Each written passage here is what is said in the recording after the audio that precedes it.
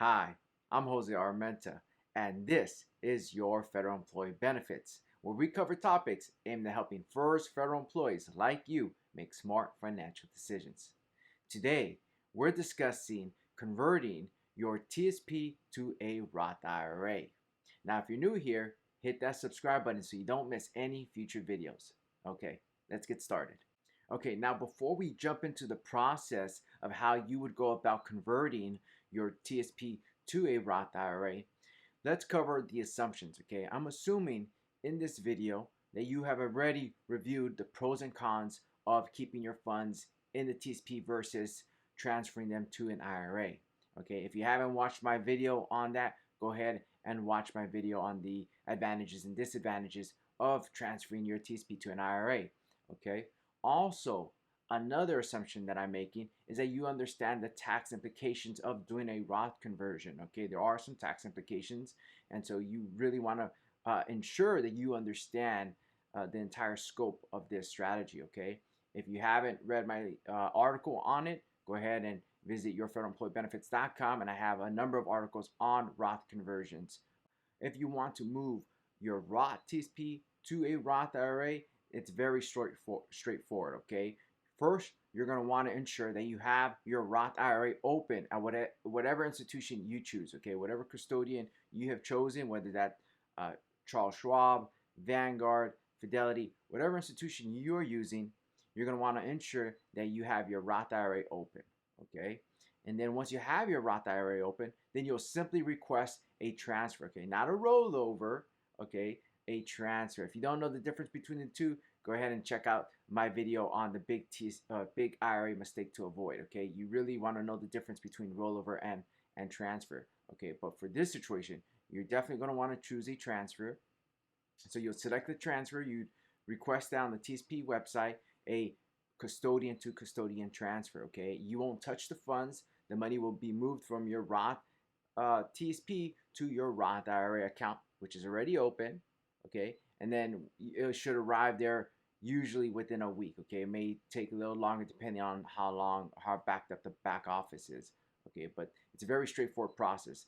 The key here is just to make sure that your Roth IRA is already open, okay? So moving Roth TSP funds to Roth IRA, very straightforward. You want to do a transfer and you want to ensure that your Roth IRA account is already open at the institution. Okay, now let's say you want to move your traditional TSP funds to a Roth IRA, right? That's actually what conversion means when you're moving tax deferred monies to tax exempt monies, which is what happens when you're moving money from a traditional TSP or IRA account to a Roth account, the Roth IRA account. That's what we mean when we say conversion.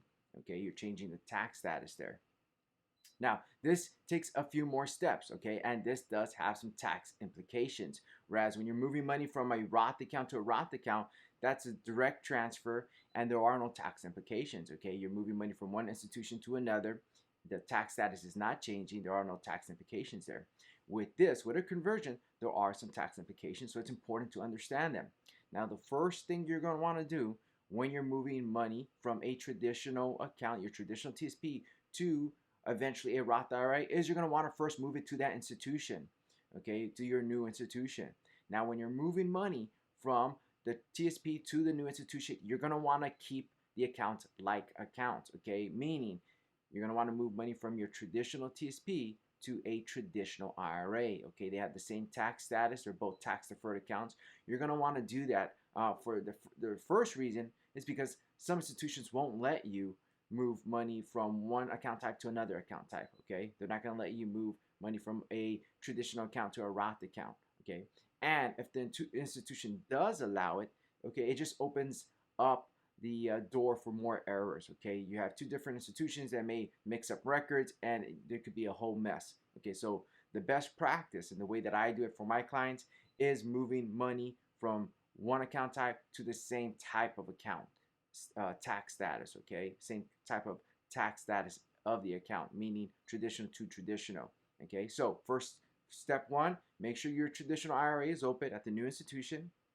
Move the funds from the traditional TSP to the traditional IRA. Again, this process will take about a week, can take up to 2 weeks. Okay, again, just depends on the institution and how backed up they are. Now, once your funds have arrived at the new institution, you're going to want to ensure that your Roth IRA is open. Okay, so you're opening two accounts. You're opening your traditional IRA and your Roth IRA at this new institution. Once the funds arrive at the traditional IRA, then you will do the actual conversion. You will change monies from tax deferred to tax after tax, right? Tax exempt. That is a taxable event. You will pay taxes at that time. Okay, so make sure you understand the tax implications here. Okay, they can range from anything from pushing you up into a higher tax bracket. If you're close to retirement, they might interfere with the amount of premiums you're paying on Medicare. So really understand the tax implications when you're using this strategy. Okay, but again, that's the last step. Once you get the funds to the new institution and they're in the traditional IRA, you would then do the conversion from the traditional IRA to the Roth IRA. Okay, when utilizing the Roth conversion strategy, the best practice is to move funds from like account to like account. Once you have the funds at the new institution, then perform the Roth conversion there. That will help you avoid errors and just make life a lot easier. Now, another thing is to remember that there can be some tax implications. So make sure you understand what the tax implications are of this strategy. I hope you found this video helpful. If you did, hit that like and subscribe button. That's the best way to support this channel. And if there are any topics you want me to cover in the future, let me know in the comments below. Until next time, I'm Jose Armenta. Take care.